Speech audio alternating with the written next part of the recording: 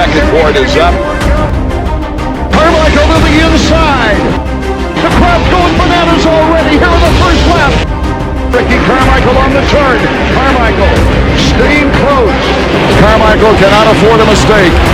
Ricky Carmichael has taken the lead, and Jeremy McGrath is trying to fight back. Shaking his fist in the air with the finger up there on number one. The checkers for Ricky Carmichael!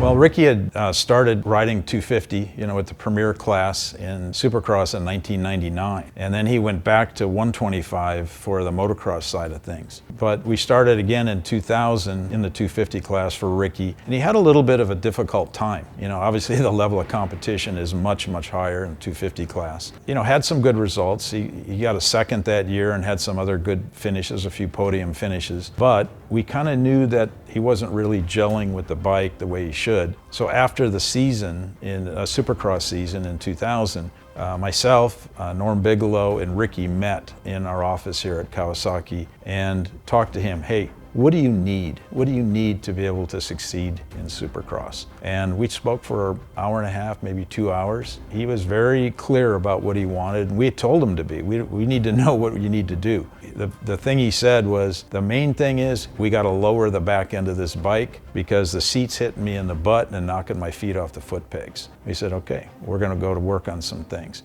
And we had hired Craig Decker as a test rider. And although Craig is 6 feet tall and Ricky was about 5'7", Craig, we asked him to emulate how Ricky rode the bike, and they were good friends at the time. And he knew how Ricky rode because he had ridden with him quite a bit. And so we went about during the motocross season while the rest of the team was at the motocross series, including Ricky, Norm and a few of the other guys on the team, and Craig Decker went to work on building a Supercross bike for the 2001 season.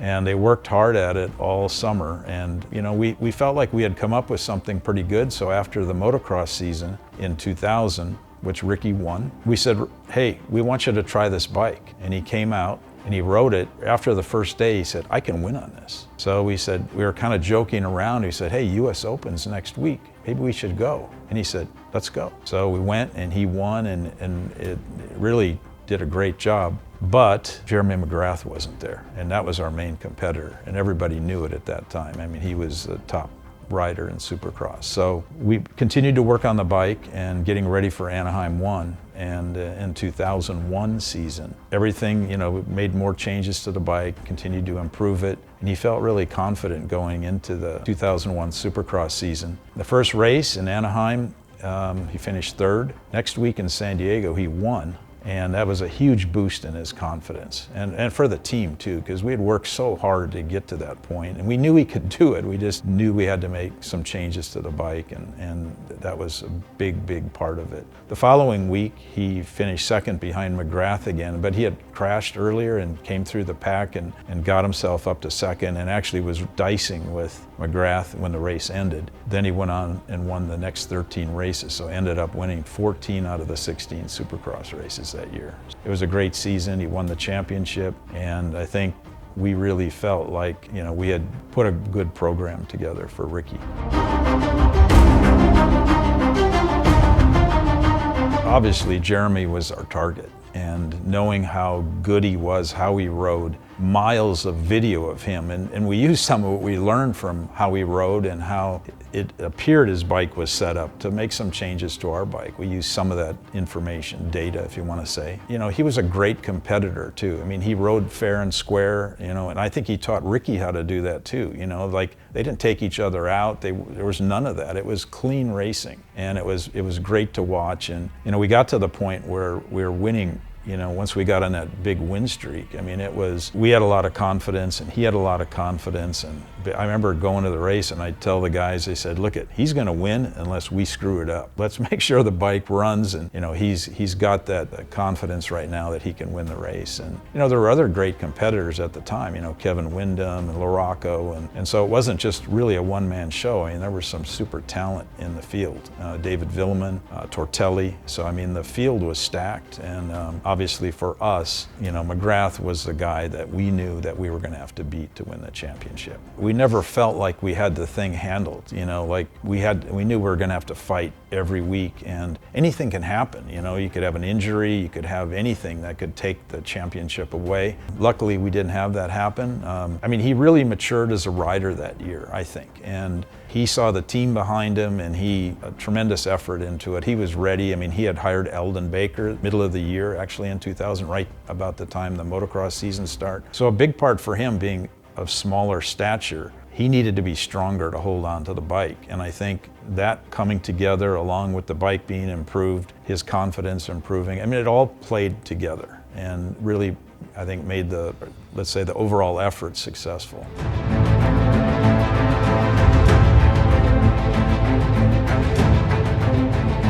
The bike, as we went into our testing and development, we had a lot of discussions with our friends in Japan, and they had told us that the 98 frame, so for the KX250, the 96, 97, and 98 frames were the same. The 99, 2000, and 2001 frames were the same. The main difference was a small change in shock and, you know, the suspension positions. Not big, but they suggested, why don't you try it, because it has a lower overall ride height than the 2001 bike does. So we tried it, and right away Craig Decker, he felt it was better. And we also had longer pull rods to lower the ride height. We shortened the shock overall height, and the subframe, we moved the mounting position down 5 millimeters. So I mean, the subframe was really low. So literally Ricky could sit on the bike with his feet almost flat on the ground, which is something that was really important to him. Now it complicated some other things.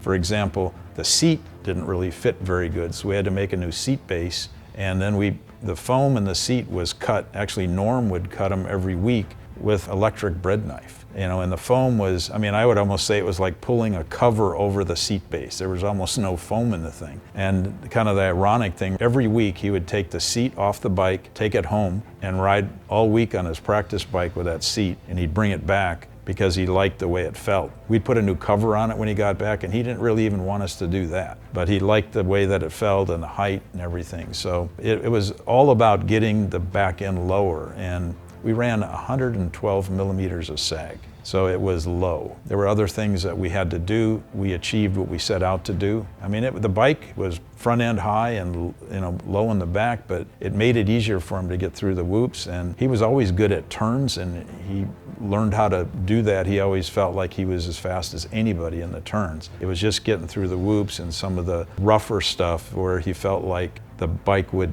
move too much in the back. We also ran, on the shock, we ran a lot of rebound dampening. So it would go down, it would stay down. We were going through the whoops, the thing would just, you know, kind of go through like this, but he learned how to ride it that way.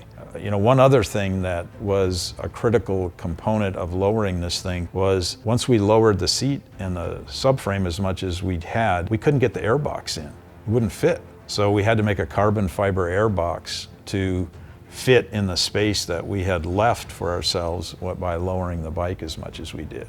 So that was kind of a byproduct of the whole, you know, lowering process. So it was, if you look at it, it was really overall a customization of a bike for a specific purpose for a specific rider.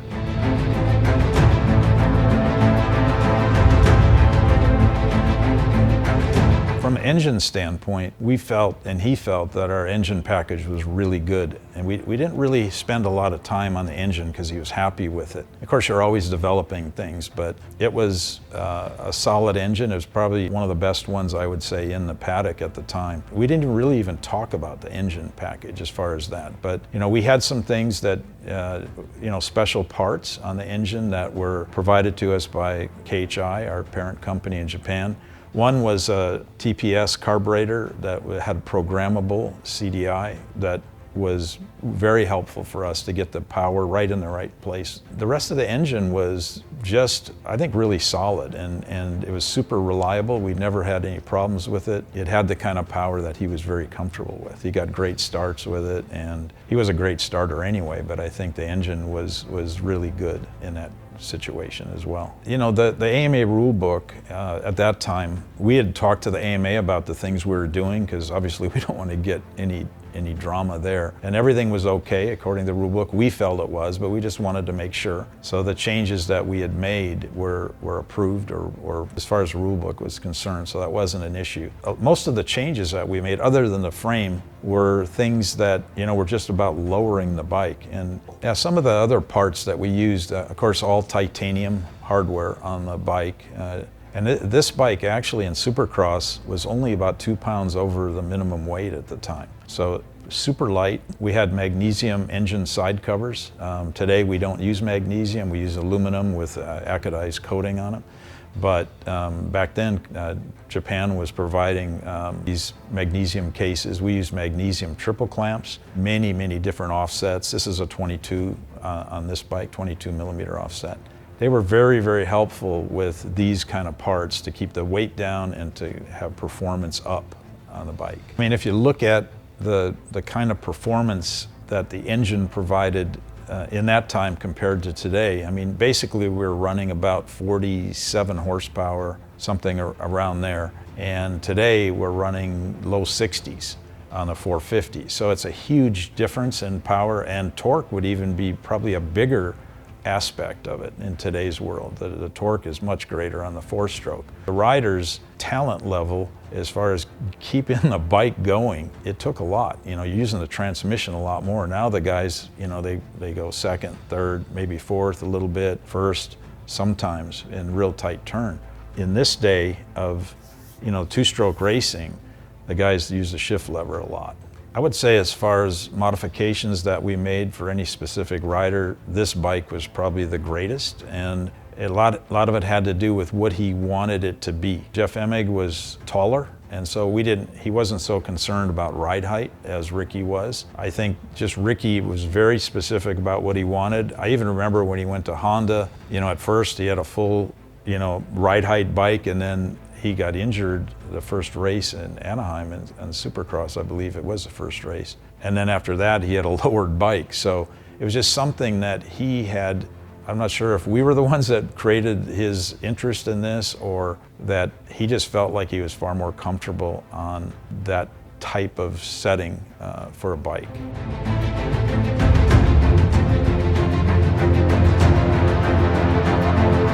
At this time, Chevy Trucks was our primary sponsor, obviously besides Kawasaki. But we had worked with them very closely on the look of the bike, and originally they had given us a logo that they used for automotive side of things, and you could hardly see it, on the bike. So we looked through a bunch of different color charts and everything, and I said, we need something bright so we can see it, because we didn't want to lose the sponsorship. We wanted to continue. So we put something together, this bright, like, yellow-orange color with a black outline, and made it as big as we could, and we showed it to them, and they go, that's not our color. And we said, we know, but we can see it. And so it took them a little bit, and they had to get some approvals as a big company. I think it was, back then they had 35,000 employees. It was like a city. They came back and we had another discussion about it, and they accepted it. And then they adopted it in some of their other sports. I remember they used it in skiing, they used it in some of the other things. So we really wanted them to be part of our team, and we wanted them to understand how important this was to us. Made it as big as we could, and we used a bright color, and it's something that I think ended up becoming kind of iconic. And I know that factory effects at the time, they were kind of scratching their head. They're thinking, well, gee, this is a big risk for us, because there's so many Ford lovers out there or Dodge lovers, pickup owners and all this stuff. We're going to have a Chevy logo on there. Nobody's going to want to buy this graphic. But it ended up being one of their biggest sellers ever. And it's still popular today in a sense, for when people put a vintage Kawasaki together, they look at putting like the Chevy Trucks logo on there.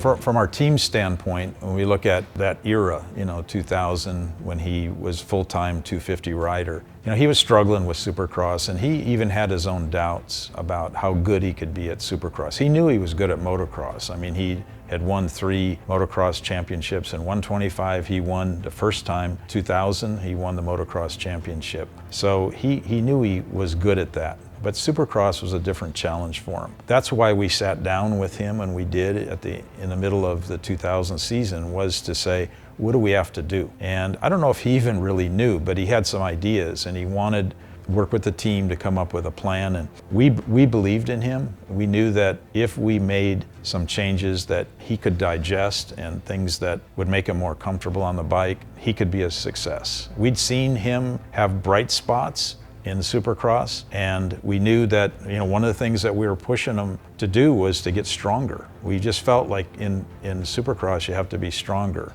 and he started doing that when he started working with Eldon in the middle of 2000 season. So it was something that it all just came together, with the training, the bike changes, his success in motocross. He had some platform to move into the 2001 season, have success in Supercross.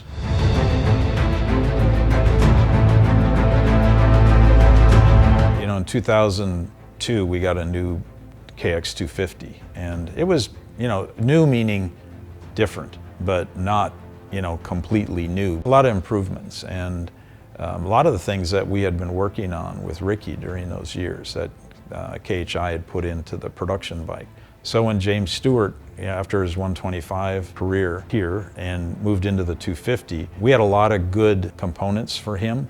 Unfortunately, we didn't have the 450 a year sooner than we did in 2005, which was originally the plan. Anyway, he still had a lot of success in Supercross riding the 250 two-stroke for us. You go back to, LaRocco and Kudrowski and Ward, and, there were many championships leading up to Ricky, with Emig and Ricky and James, when it finally, we kind of moved on to the 4-stroke side of things. But the bike had a lot of success in Supercross and motocross racing through those years.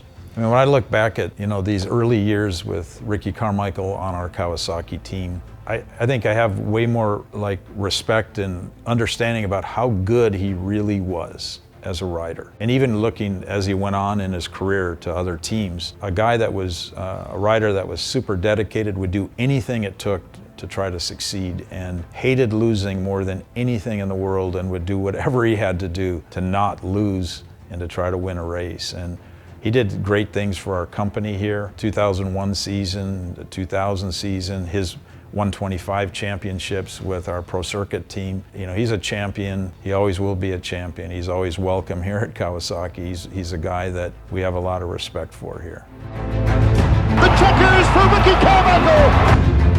He takes the undisputed lead in points for the first time in his career. I wanted to see what I could do from behind, and I totally proved myself.